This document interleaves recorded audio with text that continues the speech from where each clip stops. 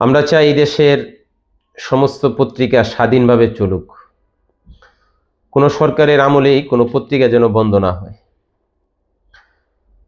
শহীদ হাদি ভাইয়ের মৃত্যুর সংবাদ যখন ছড়িয়ে পড়ে, তখন এই দেশের দুইটা বিতর্কিত পত্রিকা কেউ বা কারা হামলা চালায়। এই জন্য রাষ্ট্রপক্ষ আন্তরিকভাবে দুঃখ প্রকাশ করে। আর আমরাও তার তিলুল কোরআন ফাউন্ডেশন কর্তৃপক্ষ স্বাধীনভাবে সবাই তার মতামত প্রকাশ করবে, কিন্তু স্বাধীনভাবে মতামত প্রকাশ করার ক্ষেত্রে যেন ইসলাম দেশ এবং দেশের জনগণকে নিয়ে, জনগণের অধিকার নিয়ে যারা ছিনিমিনি খেলবে, সেই স্বাধীনতা এই দেশের জনগণ মেনে নিবে না। এদেশের যারা সাংবাদিক তাদের স্বাধীনতা শতভাগ থাকবে।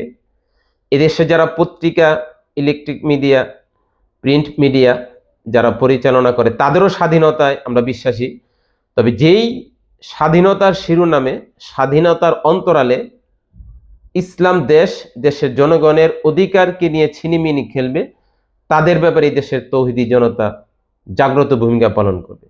সুপ্রিয় দর্শক, আজ থেকে 8-10 বছর আগে এদেশে একটা জাতীয় পত্রিকা, বিগত 15 বছর ইতিহাসে যদি আমরা যাই, এদেশের একটা জাতীয় পত্রিকা, সেটা তো বন্ধ করা হয়েছে, পাশাপাশি সেই পত্রিকার যে মাননীয় সম্পাদক, তাকে বাংলার আদালত চত্বরে রক্তাক্ত করা হয়েছে।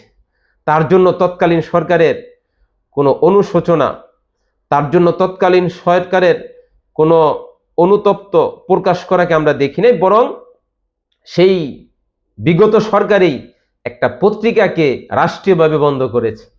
আর সেটার শেল্টার দিয়েছিল বাংলার জঘন্যতম অপরাধী সন্তান হাসানুল হক ইনু।